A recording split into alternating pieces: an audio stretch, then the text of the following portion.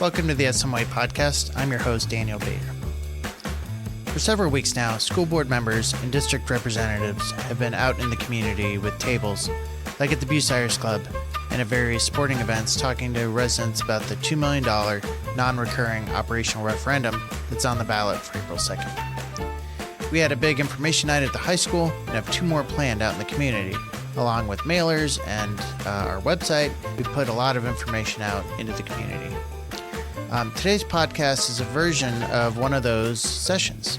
I've invited administrators from each area affected by the referendum to tell us about what the additional dollars would be used for. The referendum is called Safe, Supported, and Successful.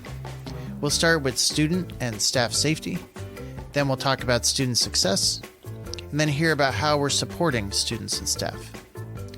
Finally, at the end, I'll take the questions we've gotten at all those information sessions and submitted through our website and bring them to Business Service Director Dan Arnold for some answers.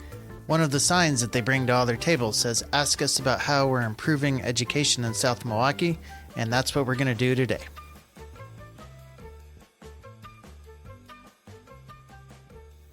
Joining us now is Bill Wesley, the Safety Risk Manager for the school district. Bill, welcome to the podcast. Thanks for having me.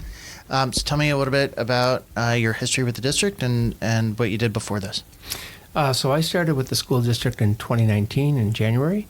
And before that, I had a 38-year career at Summerfest. I was a security director for the last 6 years of that career and worked in that department for 38 years. Okay. What are some of the things you've implemented since you've been here? So one of the things that I'm most proud of that we accomplished here at the South Milwaukee School District is the Standard Response Protocol, which is a very simplified plan to respond to different types of incidents in a very uniformed and simplistic way. The whole district is speaking the same language. It's a very good plan. It's considered the industry standard, and I think that's really done a lot to help us improve our safety here at the school. You're also working on a safety plan. Can you tell me about that?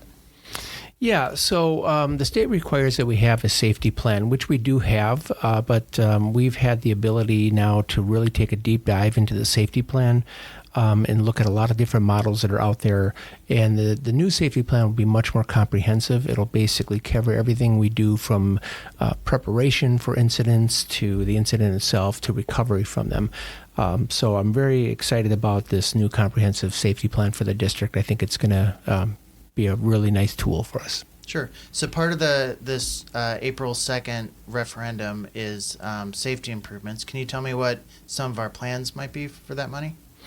Yeah, so one of the things I noticed when I first came to the school district is we have a nice camera system, but it needs to be more robust. And we've worked towards that.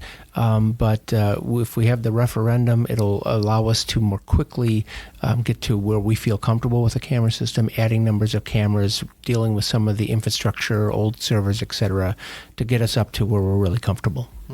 So what are some other big systems that the district's looking to improve on? Well, besides the cameras, I know we're looking at the electronic access system, which would replace keys in most circumstances, and would provide each employee with a key fob, not only to get into the building, which we already do right now, but it would also handle some key doors like classrooms, et cetera, inside of the school district. The advantage of having this type of system is with a press of a button, the entire district can be locked down, which once again is just all towards making the school district safer. And then one of the main complaints that I hear is traffic during drop-off and pickup on 15th Avenue. You have some ideas around that this referendum might help with? Yeah, so last year we were able to play around with the traffic during summer school, and we tried some new initiatives by adding some staffing and working closely with the South Milwaukee Police Department. And we had a really nice plan. It was very well received, and we're hoping to build off of that and maybe utilize some of those strategies for the regular school year. Okay. Well, Bill, thank you for your time today, and thanks for being on the podcast. No problem. Our next guests are Brian Gannon, our technology coordinator. Hello. Christy Gajewski, Director of Curriculum and Instruction. Hello. And Carrie Stolenwerk, Director of People Services. Hello. Thanks for being here. This part, I'd like to talk about the successful part of our safe, supported, and successful referendum. Tell us what we mean when we say successful. And feel free to move that mic around if you need to have it pick you up. There are a couple of things I think that we are planning around in order to make sure that we create a programming for students so that they are successful. And successful means, post K-12 education, what are you going to go on to do? Jobs, right into the military, right into college or technical college. So we're trying to find, to make sure that all of our pathways and opportunities for kids are aligned to that. So, for example, one of the parts that this would support is, and it's also supported in our strategic plan that would be coming forward, is this idea of a K-12 articulated pathway. And that articulated pathway, what that means is we want to set up experiences for students as they move through the system so that they're getting a wide variety of opportunities to learn about different things that they could possibly do when they reach adulthood. So one of our first pathways may be around the idea of computer science. Now, at the high school, we have plenty of opportunities for kids, and it's really exciting, but it didn't seem like our families really knew much about that, and that they didn't find out about it until they got to college. To high school. So we want to make sure that the kids at a younger age understand what they're going to be able to, dive into with their interests. And so with computer science, we've already started dabbling in that at the elementary level, but it happens in library. So it's one of the opportunities that kids can have during library lessons is to utilizing a coding program.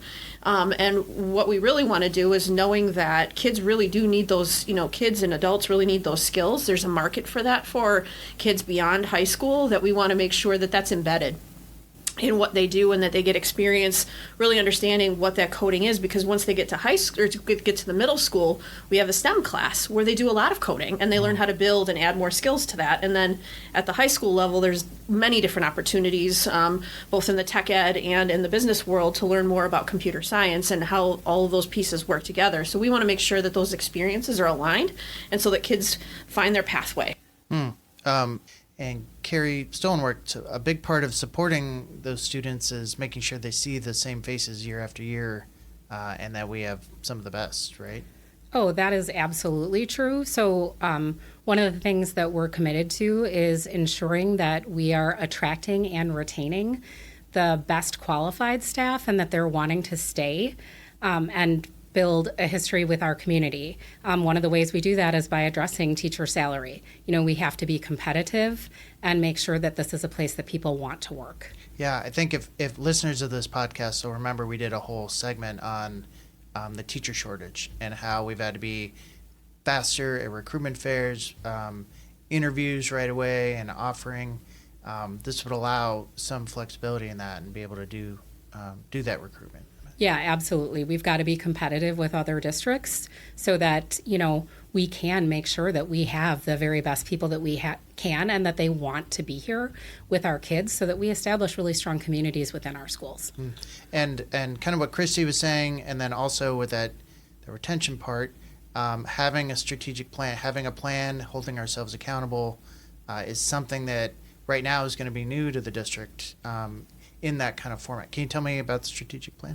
Yeah, so our draft strategic plan has been developed over the past several months. It's a collaborative effort between parents, teachers, school staff, community members, businesses, and what it's intended to do is create a path for growth for the entire school district with very clear accountability measures so that we are publicly accountable and accountable to ourselves for the work that we are lucky enough to get to provide on behalf of kids. So that strategic plan has markers that you would be able to see for each year, and the school district will use those to kind of gauge our success with making progress towards that 5-year marker of the strategic plan. So like those career exploration pathways, that's in there, right? That's embedded in that so those idea. articulated pathways are part of the strategic plan. You're going to see under that idea of supported schools that we're really looking at making sure that we're providing lots of career exploration and opportunity. We're providing the additional support to make sure that our kids feel safe in school and that they have the resources and strategies that they need to be successful as learners and as whole people. Brian Gannon, as technology coordinator, how with this referendum and the dollars that might become available in April after the April 2nd vote, how are we going to support what we just heard? Well, when we look at some of the computer science pathways and what that looks like at the elementary level, it goes beyond just a coding program. We want to give kids the opportunity to use some of the tools that you may have actually seen at STEAM Night, some things like Sphero or Ozobots, where it's an actual physical device that students can program.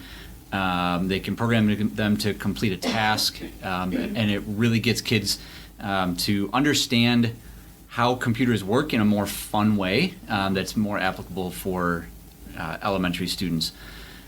So there would be the purchase of those types of devices. In the classrooms, we're looking at the replacement of some of the materials or the objects that we currently have in classrooms. For instance, smart boards were something that started in the district about 20 years ago. The first smart boards started showing up, and now those are transitioning into LCD panels that are much brighter and more user-friendly for the classrooms. So we would use some of this funding to purchase those panels for the classrooms so that every classroom looks the same. We have as students are advancing through elementary and into middle school, high school, they're seeing those same screens and they know how to interact with them and have that same experience throughout their education.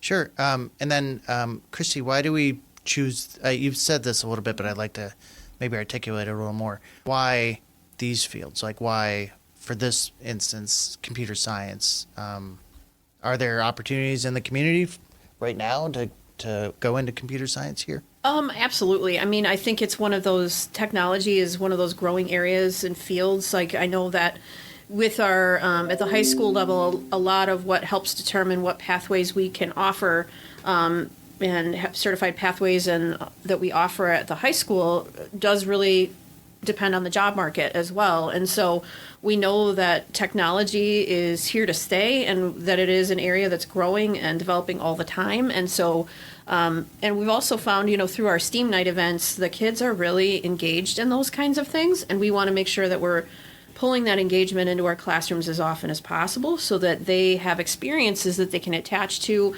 and really, really grow in their reading skills and math skills and all that stuff, because those types of opportunities actually help the kids solidify and transfer what they're learning in other areas.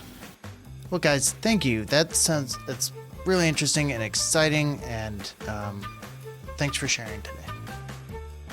Next up is Daniel Arnold, Director of Business Services. Dan, welcome back to the podcast. Thanks for having me, Dan.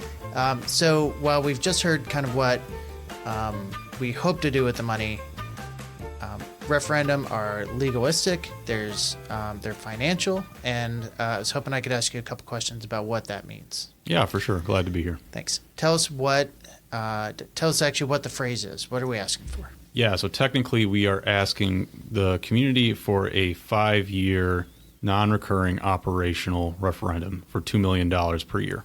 Okay. Take that apart for me because there's a lot of jargon in that sentence. Yeah, so to start from the top, so essentially the thing to note is that there are two types of referendum. There's capital referendum and operational referendum. So capital referendum are for buildings and for debt, and then an operational referendum is for recurring costs within the district. So this is an operational referendum. And then within an operational referendum, there's recurring and non-recurring. So a non-recurring referendum is just that. After a certain amount of time, it stops. The district does not receive those funds anymore, or rather no increase anymore. A recurring referendum is forever. That dollar amount gets built into the per pupil amount that the district receives within the revenue limit and essentially stays with the district forever. The referendum that we are pursuing is a non-recurring 5-year referendum. So after 5 years, it would stop. Got it. And what is the impact, the tax impact for that? So a taxpayer a owner of a $200,000 home this year would see a 4-cent increase to the mill rate. Well, I guess let's say anybody would see a 4-cent increase to the mill rate next year. So that $200,000 homeowner would see an $8 increase on next year's tax bill. Okay. And what happens if voters say no? Yeah, so the important thing to note is there is energy efficiency debt that is being levied for this year that will not be levied for next year. So that mill rate would go to $6.86 next year. Got it. So I guess people could do the math on their house and figure out if their value, multiply it by $6.86. Yeah, so the mill rate is really the dollar amount per $1,000 of property value that a home is taxed for the school district. So $7.99 is what next year's projected mill rate would be with the referendum, as opposed to this year's $7.95. So that's where we get that 4-cent difference relative to this year. But like I said, if the referendum doesn't pass with the debt falling off as well, we're looking at a $6.86 mill rate next year. Got it. Thank you. And how did we get here?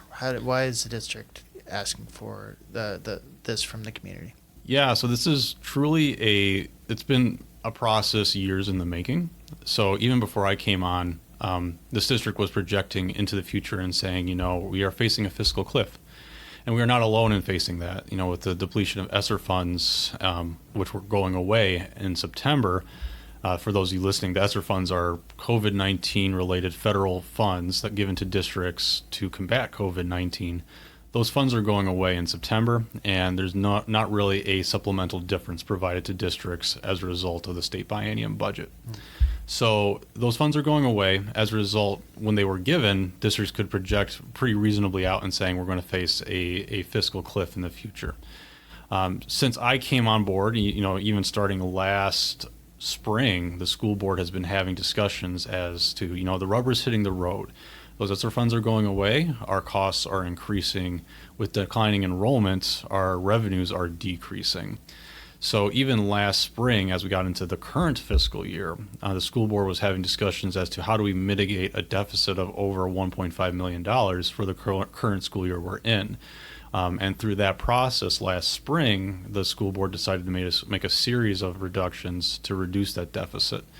So here we are now, projecting out for next year, looking at a potential $866,000 deficit for the next school year. And that deficit balloons as enrollment declines and as our costs continue to increase. And that's one of the main impetuses for this referendum is the school boards making difficult decisions as to how do we look at our projections and maintain programming and the value we give to our students in our community. Is that how they got to the $2 million figure? It is. So in the fall and early winter months of 2024 here, we were having discussions as to what, if we did go to referendum, how much of an ask would it be? We looked at 1.6 million, 1.8 million, and 2.0 million per year referendum packages. And the key question was, to what extent does this mitigate potential future deficits? And to what extent does this enable us to put money towards these initiatives that need to take place, things like safety, these K-12 articulated pathways and technology? These are things that need to be funded regardless of additional funds. It's a matter of prioritization as well. So essentially the board was discussing how do we make sure those initiatives are met and maintain our product, if you will, for our students. So as a result, after those discussions and also maintaining as low of a tax impact as possible, the board settled on the $2 million per year referendum amount. So the district, has very visibly spent money on things recently. The new sports fields that we have, Are there other, like, where did that money come from? Are there other revenue streams? Why referendum? Yeah, let's talk about the renovations first. So the thing to note first off is something needed to take place with the football field, whether that was turf or putting in new sod. That field was virtually unusable, primarily really only used for high school varsity football. With the renovations that we put into that field, you have stormwater mitigation. Last summer, even, we had a torrential storm, and that day we had the marching band and other teams using the field. That was not possible the year before. So, as far as the funding is concerned, it's important to note as well that $1 million came from a donation from the Bucyrus Foundation. A fundraising group within our district has been and it continues to work diligently to raise as much money as possible. And the district has been able to fund that difference and is continuing to fund those projects through the Capital Expansion Fund, Fund 46. So as a result, when we're looking at our projections going forward, we're not, that's Fund 10, that's our general fund. Mm-hmm. So really not, the renovation is not included in all of that. So the deficits that we're projecting into the future without a referendum are not recurring issues brought on by the one-time capital expenses that were the renovations of those fields. Mm. So I think what you're saying is if we did nothing, and the kids use the field the same way, A, we wouldn't be able to use it very much, and B, that might not really solve a problem that we had. It would not solve the recurring revenue and recurring expenditure issue that we see projecting forward. Right. And that $1 million could only be used for that, right? It was earmarked. Correct. So that was $1 million donation from Bucyrus for that purpose. Okay, thank you.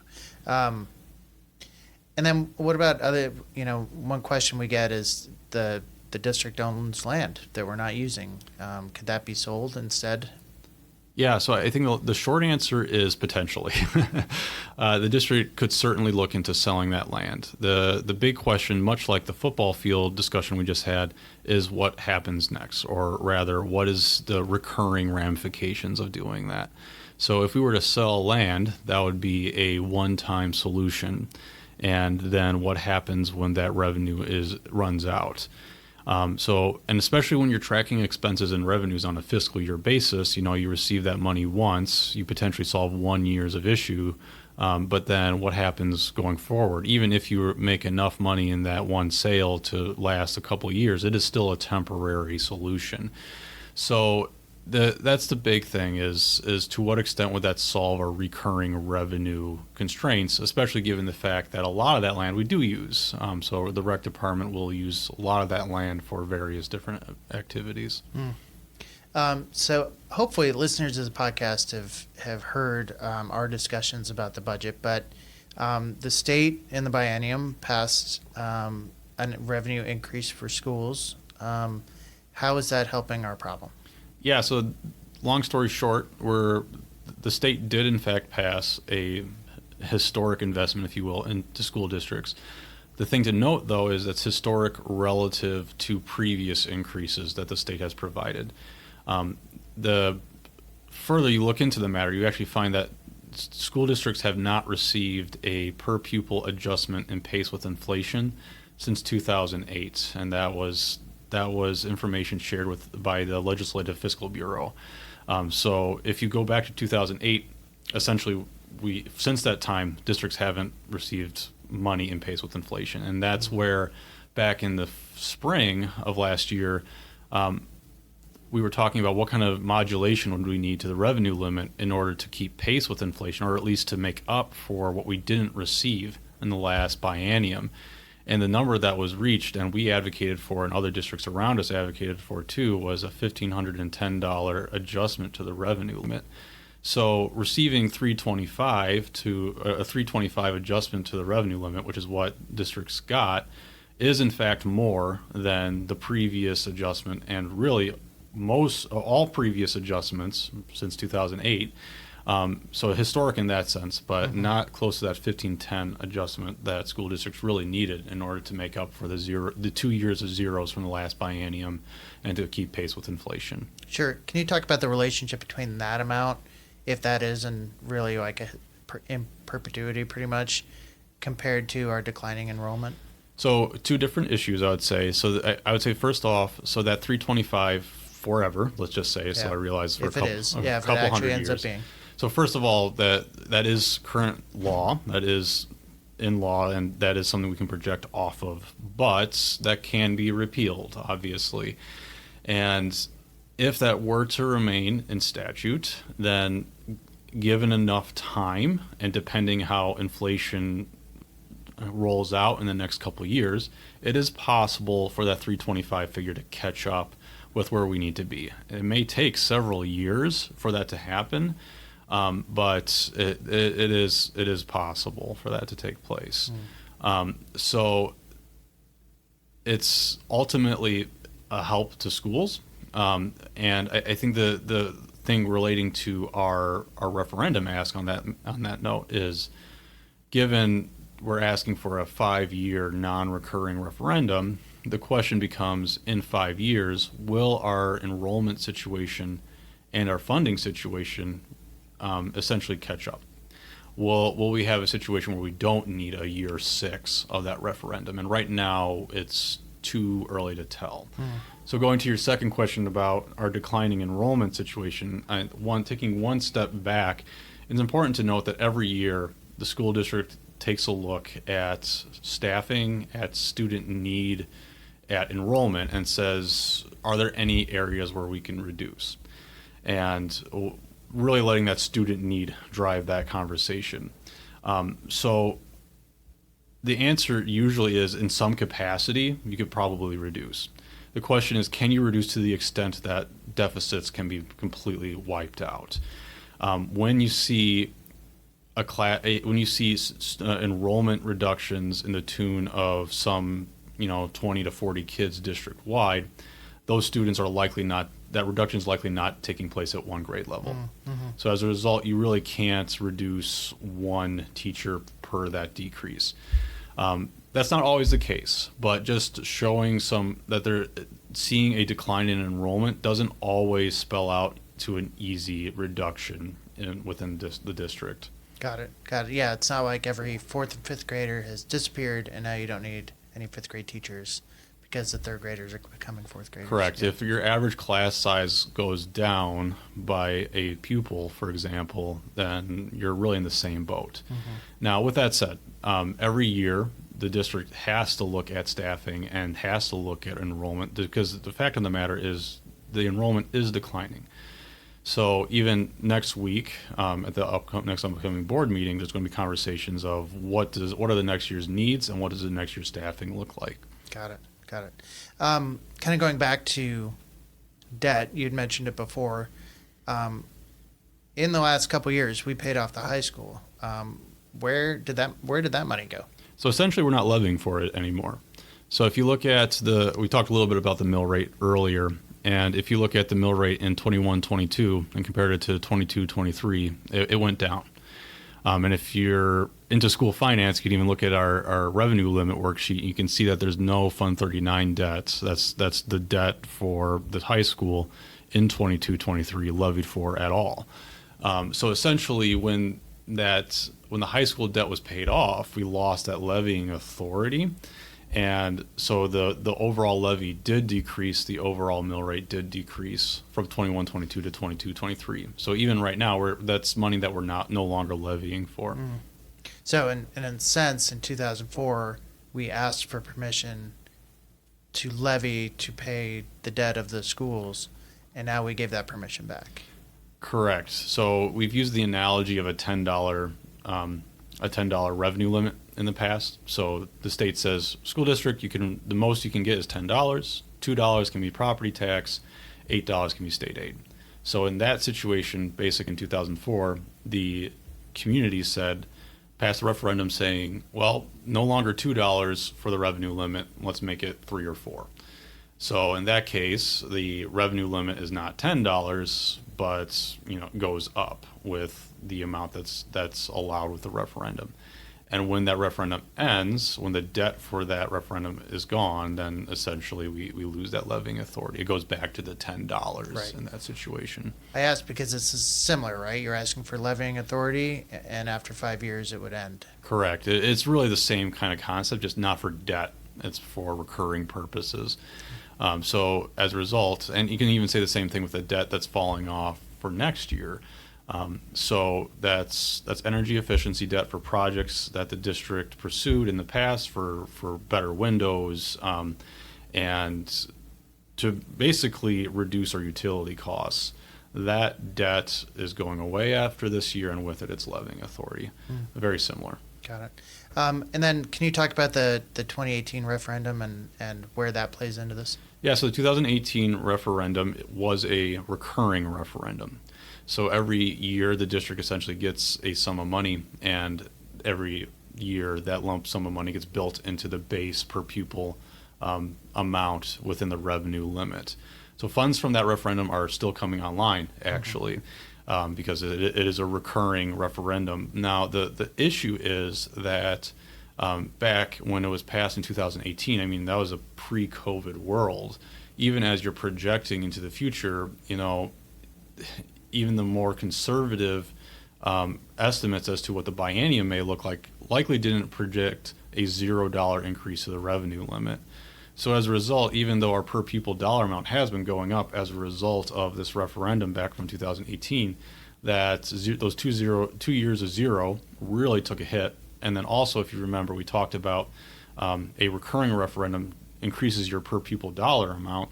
But if you're losing pupils, which is exactly the situation that South Milwaukee is in, then in the end, it's less of an impact than you would think. It's very similar to if you're getting paid an hourly wage, you get a raise, but then you work less hours. So it's completely possible that even if you had that raise, you actually, because you work less hours, you make about the same amount of money that you did in the beginning.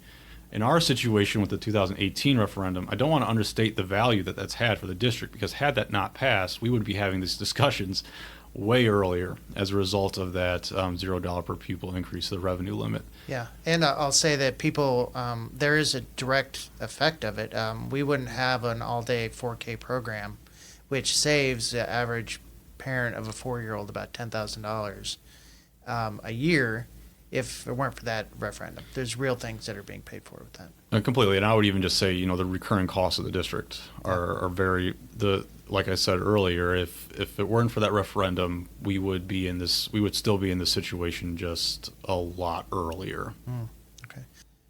Well, Dan, I'm sure people are going to have a lot more questions about this. Where can they find more information, and where can they find you to talk to you about it? Yeah, so the district website has a tab that has a lot of information about the referendum. Also has a form that you can fill out to ask us questions. If you provide your contact information in there, we can contact you back. Okay. And how about out in the community? So likewise, on that district website, there is a calendar that shows a host of different events where we're going to have information tables. That information table will be staffed by myself or other administrators and also the school board. We're averaging about 3 or 4 events per week that we are at. So there's quite a few events there, but some big highlights to take note of. We are going to be at the spring market. We'll have a couple of tables there, so please find us there. That's here in the high school. Yep. Okay. Yep. And then we are also going to be at the library, the public library, that is. So you can find the dates and times for that on our district website as well. Great. Well, Dan, thanks. And thanks for answering some of our questions today. Thanks for having me. Well, that's the end of our episode. Thanks again to Bill Wesley, Christy Gajewski, Carrie Stolenwerk, and Dan Arnold for their time today. Before I let you go, please mark your calendars for Thursday, February 29th. The South Milwaukee choirs, our school district choirs, are celebrating the 60th anniversary of the passage of the Civil Rights Act with a performance called Music to Move Us Forward. It also celebrates the Wisconsinites who've moved our nation forward. It's going to be at the South Milwaukee Performing Arts Center at our door 9 at the high school. At 6 p.m., there's going to be a pre-concert experience called We Have a Lot to Be Proud of. You can catch a bite to eat from Atwood Highway Barbecue. You can view the powerful art in response to the study of the lives of Wisconsin civil rights workers that have been created by the South Milwaukee High School National Arts Society. Examine Wisconsin civil rights role as you walk through the exhibits on loan from the Wisconsin Black History Museum and Wisconsin Historical Society. Then at 7 p.m., it's the concert. You'll hear from the South Milwaukee Middle School and High School choirs, from Freedom Singers, from Staff and Student Collaborative Choir, and hear a commissioned composition arranged for and by our students with local composer, performer, and friend Kiran Vidula from Good News. Join us to celebrate. It's a non-ticketed event. The high school doors open at 6 and the theater doors open at 7. This has been the SMY Podcast. We'll see you next time.